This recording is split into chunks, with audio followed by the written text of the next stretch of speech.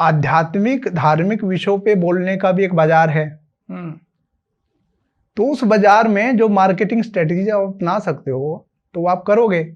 कुमार जी ने तो कहाँ इसको लेके चले गए कि वो 25-25 लाख रुपया ले रहे हैं। मैंने डॉक्टर साहब की कविताएं भी नहीं पढ़ी, कुमार जी की मैंने सुना है उनको, और मैं बहुत दीवाना हूँ उनकी कविताओं का। वो अपने अपने राम से युवाओं को अध्यात्म से, मानस से, रामायण से तो जोड़ रहे हैं, क्योंकि मैंने पढ़ा ही नहीं उनको, तो मैं कैसे कहूँ। बाकी अच्छी बात है वो लिखते हैं। तो भैया कवि समाज की बातें हो रही हैं, डॉक्टर कुमार विश्वास का भी आपने जिक्र किया था, उनको युग कवि कहा जाता है। तो युग कवि की आपकी क्या परिभाषा है? डॉक्टर कुमार विश्वास जी हमारे बड़े भाई हैं, 25-26 वर्षों से मेरा उनसे संपर्क है, मुझे स्नेह करते हैं।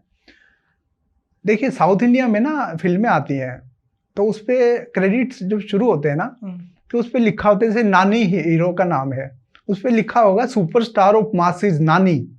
तो मैं देखता है ये खुद ही सुपरस्टार कह रहा है खुद को, लेकिन मैंने ये सोचा कि इसका मार्केटिंग स्ट्रेटजी है कि लोगों के दिमाग में बैठे कि हाँ ये सुपरस्टार है, ऑफ कोर्स टैलेंटेड आदमी में सुपरस्टार है, डायरेक्टर ने बोला सुपरस्टार लिखो, तो ऐसा वहाँ पे अमूमन आपको दिख जाएगा अमूमन कि भाई ये लिखते हैं साउथ इंडिया में, इधर नहीं हुआ इतना बॉलीवुड में।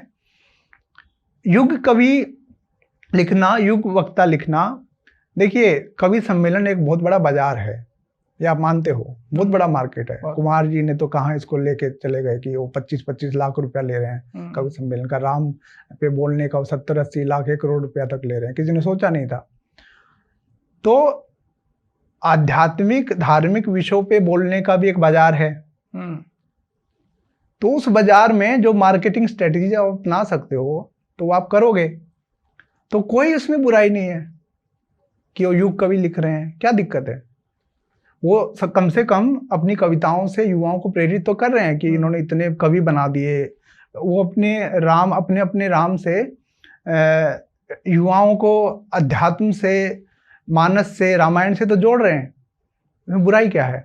और एक बात और मैं यहाँ और जोड़ दूँ अपनी उसकी नासमझी की, अपनी अज्ञान की, कि मैंने सच में जीवन में किसी कवि को पढ़ा नहीं है। आपको यकीन नहीं होगा, मुझे किसी कवि की कोई कविता याद नहीं है। मैंने सुमित्रानंदन पंत, जयशंकर प्रसाद, महादेवी वर्मा, सूर्यकांत त्रिपाठी निराला, इनको सिलेबस में पढ़ा था क्योंकि हम कॉलेज में हिंदी साहित्य के विद्यार्थी थे। लेकिन आप कहोगे किसी कवि की कविता सुना दो, मैंने नहीं पढ़ा।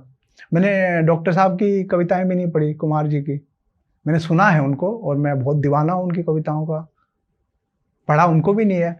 तो मैं इस बात का अधिकारी नहीं हूँ कि युग कवि किसको कहना चाहिए, ये बताने का कि कुमार जी को युग कवि कहना चाहिए या जयशंकर प्रसाद को या मैथिली शरण गुप्त को, क्योंकि मैंने पढ़ा ही नहीं उनको, तो मैं कैसे कहूँ। बाकी अच्छी बात है वो लिखते हैं तो क्या।